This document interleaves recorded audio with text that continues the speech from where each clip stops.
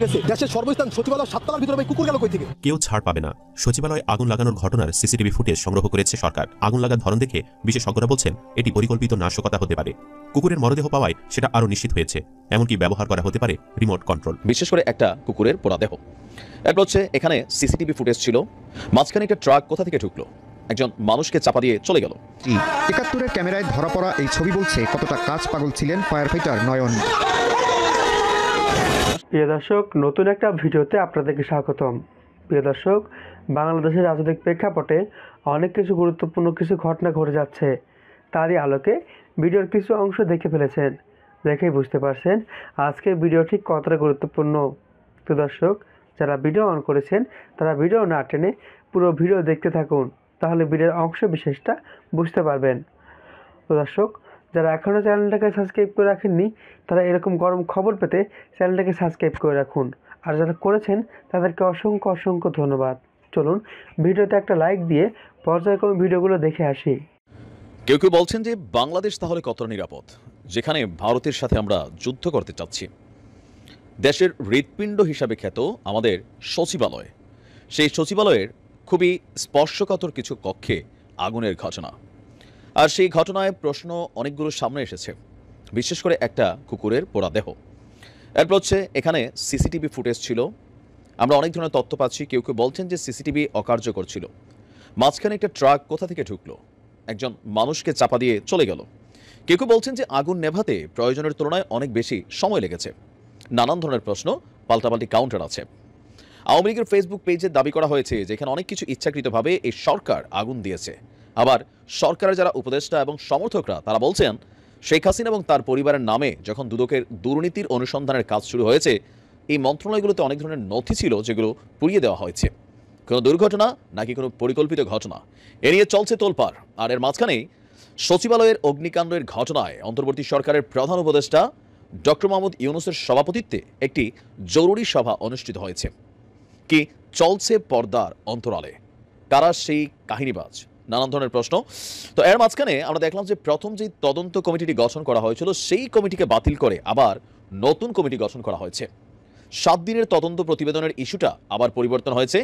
নতুন করে এই সভায় যেই ঘটনা হয়েছে সেই ঘটনা তদন্তে স্বরাষ্ট্র মন্ত্রণালয়ের জ্যেষ্ঠ সচিবকে প্রধান করে একটা উচ্চ পর্যায়ের কমিটি গঠন করেছে ডক্টর মোহাম্মদ ইউনূসের বিশেষ নির্দেশনায়। কমিটিকে আগুন লাগার প্রকৃত কারণ অনুসন্ধান করে আগামী 3 দিনের মধ্যে একটি প্রাথমিক প্রতিবেদন দিতে বলা হয়েছে। আমরা যদি দেখি এখানে আমাদের সরকারের বেশ কয়েকজন উচ্চপদস্থ যারা আছেন, উপদেষ্টা, তারপর হচ্ছেন যারা প্রেস সচিব আছেন, তারা ব্রিফ করেছেন। বলা হচ্ছে যে সিদ্ধান্ত হয়েছে এই অগ্নিকাণ্ডের ঘটনার বিষয়ে উচ্চ পর্যায়ের কমিটি কাজ করবে আর 3 দিনের মধ্যে প্রাথমিক রিপোর্ট তৈরি করবে। কমিটির সভাপতির দায়িত্ব পালন করবেন স্বরাষ্ট্র মন্ত্রণালয়ের জ্যেষ্ঠ সচিব। ফায়ার সার্ভিস এবং সিভিল ডিফেন্স অধিদপ্তরের প্রধানকেও সদস্য সচিব করা হয়েছে। গৃহায়ন এবং গণপূর্ত মন্ত্রণালয়ের সচিব, পুলিশের আইজিপি, সশস্ত্র বাহিনীর একজন বিস্ফোরক বিশেষজ্ঞ এবং 3 জন বিশেষজ্ঞ, বুয়েটের একজন সিভিল ইঞ্জিনিয়ার থাকছেন, একজন কেমিক্যাল ইঞ্জিনিয়ার থাকছেন, একজন ইলেকট্রিক ইঞ্জিনিয়ার থাকছেন। এই কমিটিটি বিস্ফোরণের প্রকৃত কারণ, উৎস খুঁজে বের করে 3 দিনের মধ্যে এই প্রতিবেদনটি দিবে। এখানে আমরা যদি দেখি যে নানান প্রশ্ন বিভিন্ন জায়গা থেকে আসছে যে সচিবালয়ে লাগা আগুন নেভাতে কেন এতটা সময় লেগেছে। প্রধান ফটক দিয়ে ঢোকার পরপরই আমরা দেখেছি যে আপনার 7 নম্বর ভবনের চারপাশে ছড়িয়ে ছিটিয়ে আছে জানালার ভাঙা গ্লাস, ভবনের চারদিকে ফায়ার সার্ভিসের ছিটানো পানি। আর আমরা আরেকটু যদি দেখি, ফায়ার সার্ভিসের একাধিক সদস্য বলছেন আগুন নেভাতে গিয়ে তারা পদে পদে প্রতিবন্ধকতার মুখে পড়তে হয়েছিল। সচিবালয়ের ফটক দিয়ে ফায়ার সার্ভিসের গাড়ি ভেতরে ঢোকাতে বেশ বেগ পেতে হয়েছে। আর ফায়ার সার্ভিসের 2টি টিম আপনার কাজ করেছে। আর যদি আমরা বলি যে সচিবালয়ে ঢোকার মোট ফটক হচ্ছে 5টি, তবে ফায়ার সার্ভিসের গাড়ি ঢোকার ফটক আছে 2টি। ওই 2টি ফটক দিয়েও ফায়ার সার্ভিসের বড় গাড়িগুলোকে ঢোকাতে সমস্যা হয়েছে। আর আমরা যতদূর শুনেছি যে একটা গেট সম্ভবত ভাঙা হয়েছে এই গাড়িটাকে ঢুকাতে এবং বের করতে। তো আমাদের স্বরাষ্ট্র উপদেষ্টা বলছেন নাশকতা কিনা, যেটা নিয়ে সবচেয়ে বেশি আলোচনা চলছে, সেটা এই মুহূর্তে বলা যাবে না। জনমনে যে প্রশ্ন বা বিভিন্ন জায়গা থেকে প্রশ্নগুলো উঠেছে সেটা তদন্তের পরই আপনার জানা যাবে। তো সচিবালয়ে লাগা আগুনটা 6 ঘন্টা যাবৎ কেন চললো? আচ্ছা, যাই হোক, এখানে অনেকগুলো প্রশ্ন এসেছে, তবে সবচেয়ে বড় প্রশ্ন এই রাষ্ট্রের হৃৎপিণ্ড হিসাবে খ্যাত সচিবালয় যদি নিরাপদ না হয়, আবার ধরেন আগুন লাগতেই পারে।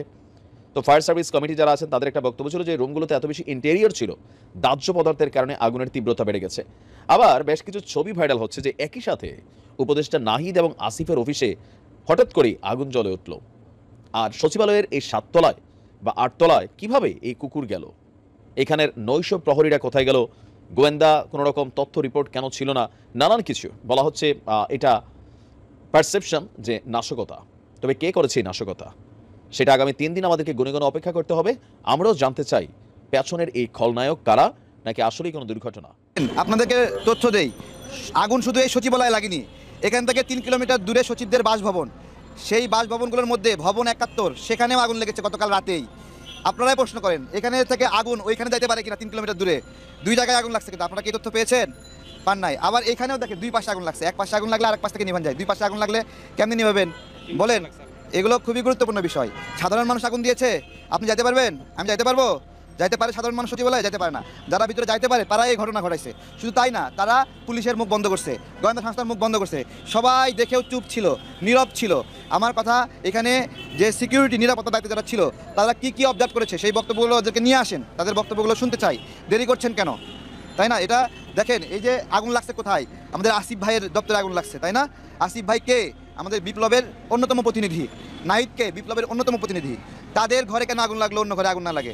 কারণ তারা হাসিনা সরকারের দুর্নীতিগুলোর, হাসিনা পরিবারের দুর্নীতিগুলো এক জায়গায় করছিল, ফাইন্ডিংস করছিল। এই জন্য এখানে আগুন লেগে সব দিয়ে দিয়েছে। শেখ হাসিনা যাওয়ার সময় অনেকগুলো লাগেজ ভর্তি করে নিয়ে গেছে না? এই লাগেজে কী নিছে জানেন? এই লাগেজে ভারতের সঙ্গে যে চুক্তিগুলো করেছিল সেই তথ্যগুলো নিছে। এই লাগেজে তার যে অন্যায় প্রকল্পগুলো ছিল, এগুলোর গোপন ইনফরমেশন, সেগুলো সব নিছে। শেখ হাসিনা তার অন্যান্য শাড়ি কাপড় এগুলো নেওয়ার চেয়ে লাগেজ নেওয়ার ক্ষেত্রে জরুরি ছিল।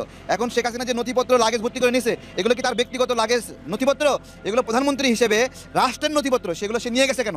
কারণ এগুলো ঘাটাঘাটি করলে তার এবং তার পরিবারের, শেখ রেহানার, সচিবদের জয়ের, দেখেন আইসিডি দপ্তরে কোনো সময় পূর্ণমন্ত্রী পায় নাই, খেয়াল করেছেন? সেখানে কাজ করতো কে? প্রতিমন্ত্রী। আর সেখানে শক্তিশালী কে ছিল? সচিবদের জয়, উপদেষ্টা ছিল। অর্থাৎ মন্ত্রণালয়ে প্রতিমন্ত্রী দিছে, কিন্তু উপদেষ্টা মন্ত্রী হিসেবে রাখছে সচিবদের জয়কে। এরকম অনেক বিষয় রয়েছে যেগুলো পড়ার জন্য এখন শেখ হাসিনার মনে বিন্দু পরিমাণ মায়া মমতা নাই। এই বাইতুল মোকাররমে জনসমাবেশে সে কী করছিল? সাপ ঝুড়িতে করে সাপ আইনা ছাড়ে দিছিল। 16-17 জন মানুষ ওই সময় সাপের আঘাতে, সাপের কামড়ে আহত হয়েছিল। 2 জন মারা গেছিল জায়গায়। আওয়ামী লীগের নেতাকর্মীদের জায়গায় স্পট থেকে ধরা হয়েছিল, জনগণ ধরেছিল।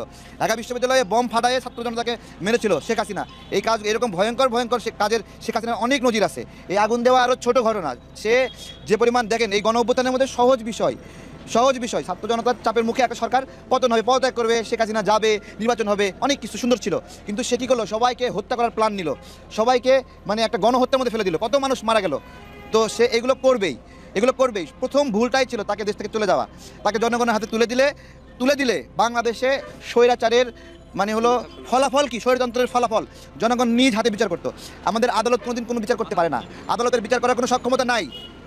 ক্ষমতার পরিবর্তন হলেই এক সরকার আসে, তার পাপগুলো সব মানে পুণ্যে রূপান্তরিত হয়ে যায়।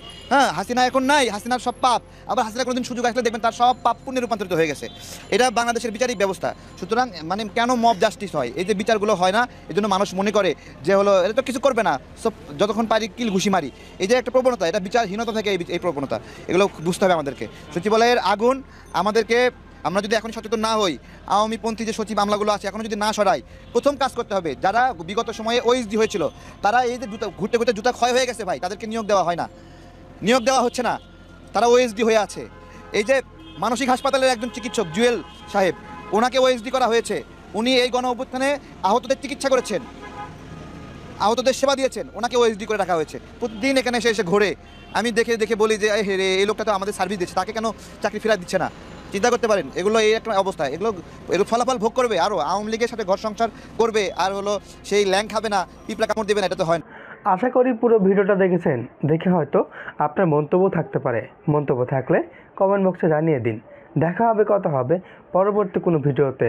আসসালামু আলাইকুম।